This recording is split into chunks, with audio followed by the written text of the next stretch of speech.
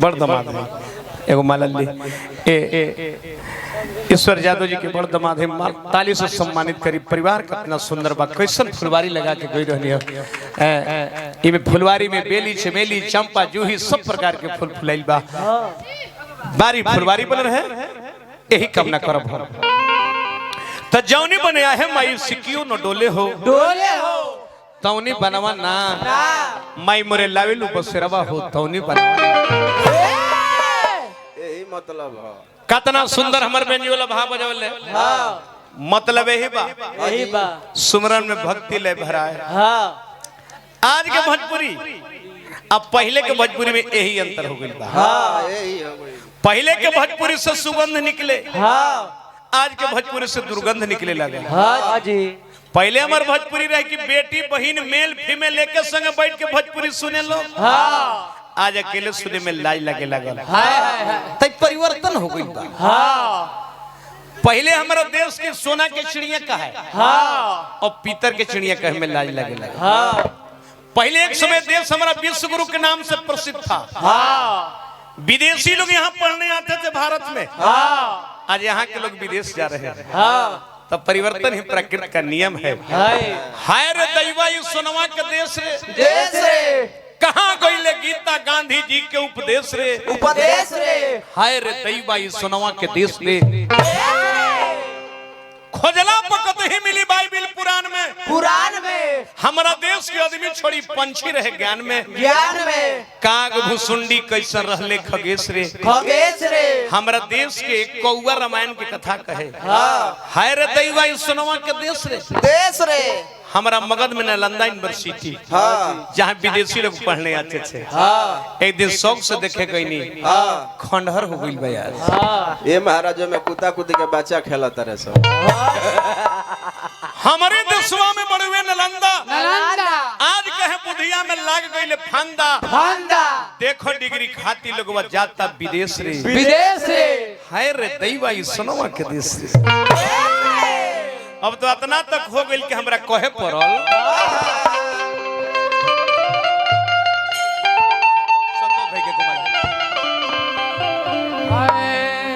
पद प्रति सब रही कामना करो। जय हो जय हो जय जय जय जय। ऐसे कहे के भाव आ गई आज कहे पर जाता कि छोरा बापा सिपाही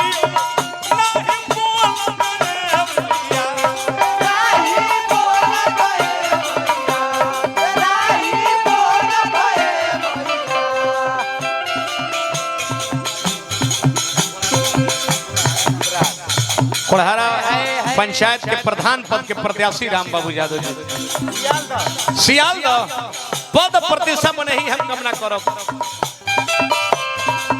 बहुत बहुत के पुरस्कार कहे के बाबा चोरवा पासी वही नहीं बोल रे मैया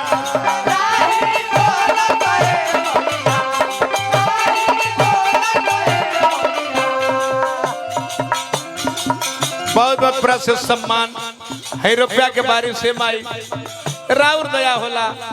हम क्षेत्र के बानी जहाँ भोजपुरी ना बोलल जाला और वो सब इतना प्यार दुलार हमारा के दिहला है से कहे के भाव आ गए चोरावा पासी पहियो नहीं बोल।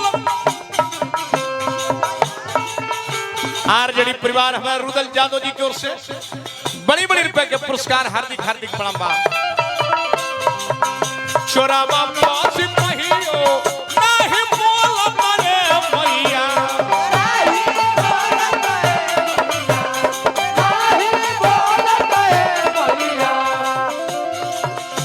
ए माई हो धर्म से धरतिया पिया डोलत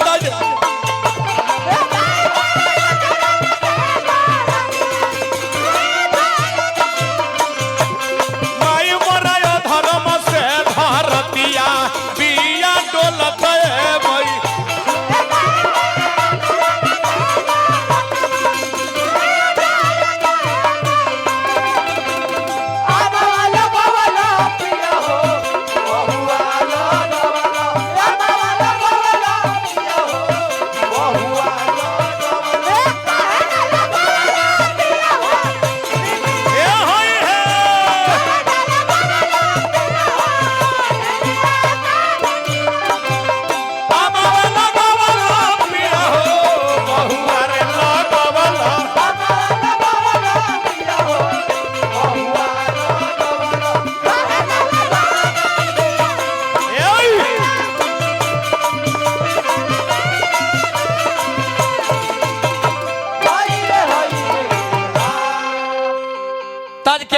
दोस्त दिया ये करा के आज के समयाना के दोस्त है कि आज के मर्दाना के दोस्त है कि आज के थाना के दोस्त है कि आज के जनाना के दोस्त है कि आज के गाना के दोस्त है केकर दोस्त कहाई केहू के दोस्त नहीं खे समय ऐसा ना गइल बा तो कलयुग कइले बा अरे कलयुग कइले बा आर चढ़ाई माई बतिया कहलो न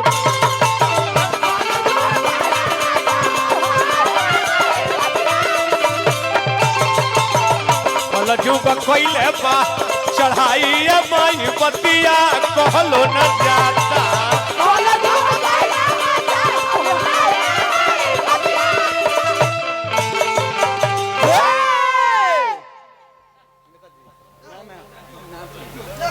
रवि यादव जी नाथ हैं ईश्वर यादव जी के बहुत बहुत पुरस्कार टोका भाई सब छोड़ में नहीं कहा अच्छा खाना खाए कलयुग कइले बा चढ़ाई माई बतिया कहलो न जाता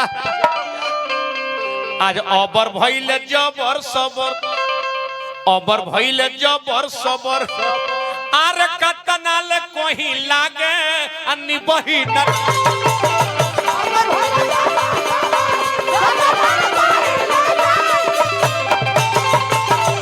अबर भइले जबर सबर कतनाल कोरी लागे अन्नी बही न नाता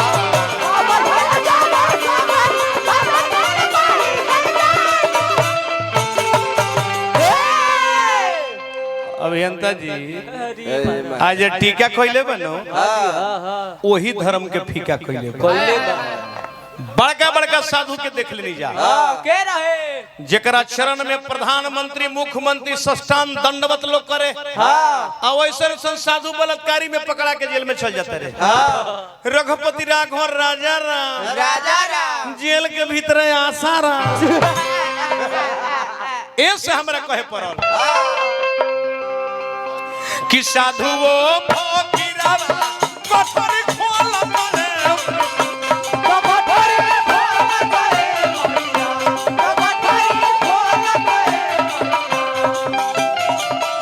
साधु वो फकीरा कटोरी खोल करे भैया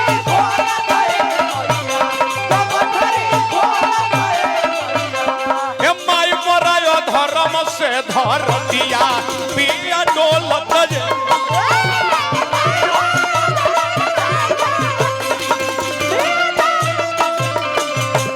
माई मरायो धर्म से धर दिया पिया डोलत भैया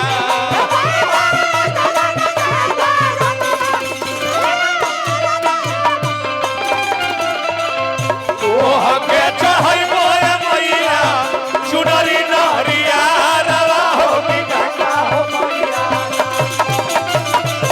ओह के चढ़ई मोए भैया चुनरी नहरिया रवा हो की गंगा हो भैया बोझल नैया को किनारा हो की गंगा भैया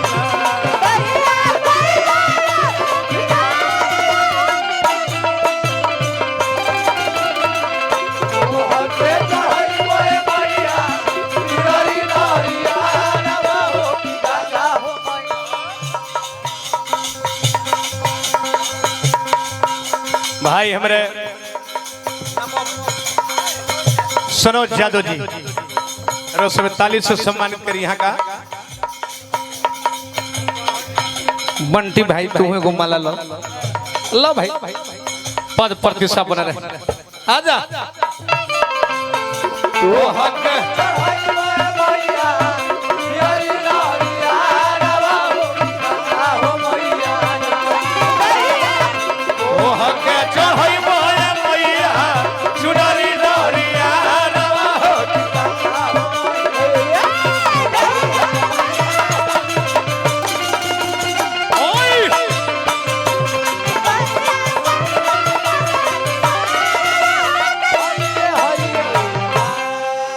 डॉक्टर वीरेंद्र कुमार यादव जी प्रधान ग्राम पंचायत खवासपुर जनपद बलिया पशु चिकित्सक की ओर से बड़ी बड़ी रुपए के पुरस्कार बाबू के डेरा पश्चिमी बहुत बहुत से पुरस्कार देने हार्दिक हार्दिक प्रणाम बा कहे के भाव बा। आज देखल जाता कि एगो महतारी 4 गो बेटा हो के 3 गो बेटा है बबुआ बाबू बाबू एगो महतारी अगर 4 गो बेटा हो के धन संपत्ति नहीं के भीखो मांग के बालो चुन के लेकिन के पोस दे तारी पाल दे तारी हाँ जी परवश कर दे तारी हाँ आ 4 गो बेटा मिल के एगो महतारी के परवश नहीं के चलावत ना ना ई केकर दिन है कलयुग के दिन हो। एगो ई नरवा भरे एगो ई नरवा भरे आर 4 गो के पानी चारों से आ एगो ना भरे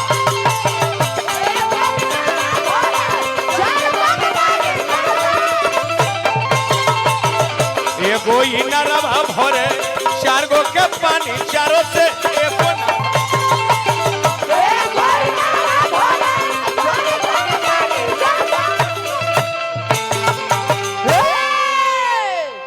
आज मास्टर मुना जुगवा आर बाउरे गयाइल भइले असली न बा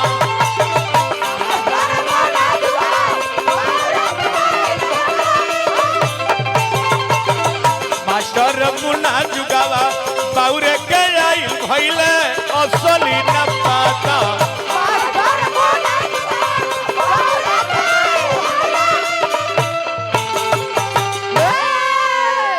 आज का हो गइल बा मन में राम राम बगल में छुरी छुरी पलखत पाव आवो काट द पूरी आज कौन ऐसन खरिहान जकरा में मुस न लागी हाँ आ कौन ऐसन ऑफिस जकरा में घुस न लागी ऐसे कहे के बा का कि मिसरी मिला के जहर घोल बड़े मैया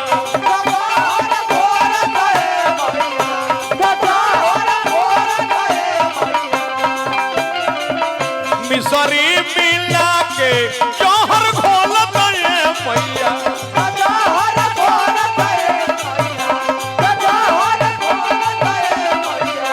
ये माई मरयो धर्म से धर दिया बिया डोलत मैया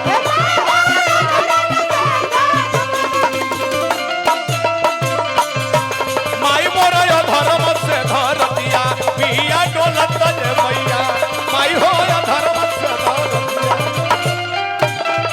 दिया। भाई हमारे बड़ी बड़ी रुपया से सम्मानित रुपया लुटा रहे बनी जय हो जय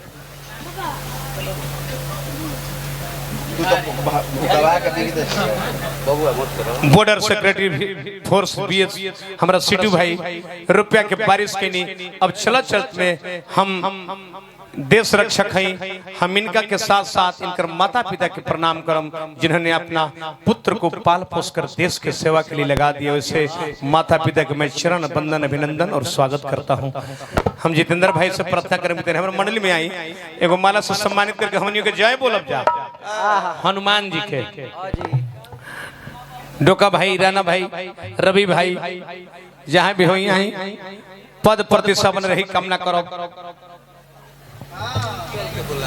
हलचल भैया तनी हमरा मंडली में आई एगो माला से सम्मानित करो। हलचल भाई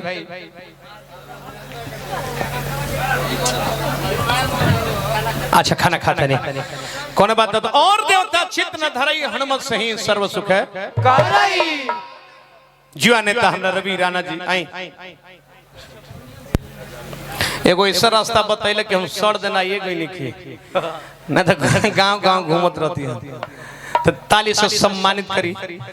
आज का भविष्य हमारा जुआ पर है और समाज सेवा करतनी और समाज सेवा बहुत ऊंचा पैमाना पर करी यही हम कामना हनुमान जी से करो पद और प्रतिष्ठा बन रहे यही कामना करो। मन पवित्र हुई देखो गर्भवती से पूजा हो जाई हो जाई आ मन पवित्र ना हुई तो कंपनी जरा दी कोनो फायदा नहीं खे मन संगा तो कठौती में गंगा गंगा कहे के भाव बाप और देवता चित्त न धरई आ हनुमत से ही सर्व सुख करई उनके नाम हनुमान हो उनके नाम हनुमान है जो संभव के संभव बना देबले उनके नाम हनुमान हो जे अपना मालिक के संकट से उबार देवेले उनके नाम हनुमान है। जे अपना मालिक के देखावे खातिर अपन करेजा के फाड़ देवेले। ऐसे कहे के बाद कि दुनिया में सब कस होई बलवान, दुनिया में सब कस होई बलवान, जय हनुमान जय जय हनुमान।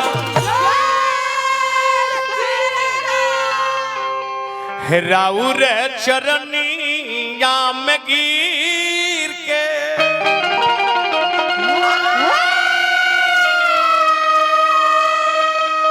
हम तो आयो रजी करीले महावीर।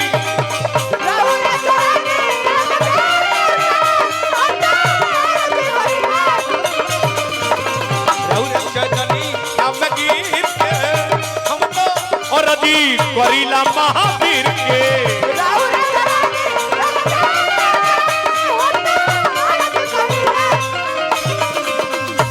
हनुमान जी है ब्रह्मचारी देवता। उनका सिंदूर लगावल जाला। बहुत से विद्वान के अलग अलग मत देखनी। एगो विद्वान के मत देखनी मैया जानकी अभी भी बड़ी रुपए के पुरस्कार भैया हमरे नमो भी भुला हमरा चाचा जी के पुत्र ही जोगिंद्र यादव जी बारी या फुलवारी जोगिंद्र भैया के बन रहे। चाचा जी के जहां भी आत्मा हो के आशीर्वाद दे के फुलवारी के जास यही कामना करो। तब सोनू भाई भी तैयारी बने। ऐसे कहे के भाव हनुमान जी ब्रह्मचारी देवता उनका सिंदूर लगावल जाला। विद्वान के मत बा कि मैया जान के एक बार सिंदूर लगावत रही। हनुमान जी दिखत रहे। हनुमान जी पूछ रही कि माई काहे के लगावेलू? बिना कारण कर कोनो बात नहीं खे कहले कि नहीं खा जानत। यही पर भगवान खुश रहले। हनुमान जी कहले कि तो हमरा से आज तक ना बतवनी तनी हटी जैसे। अब हटले तो 64 डिब्बी वो हमसे निकाल के अपने मुंह ना के पोत ले ले।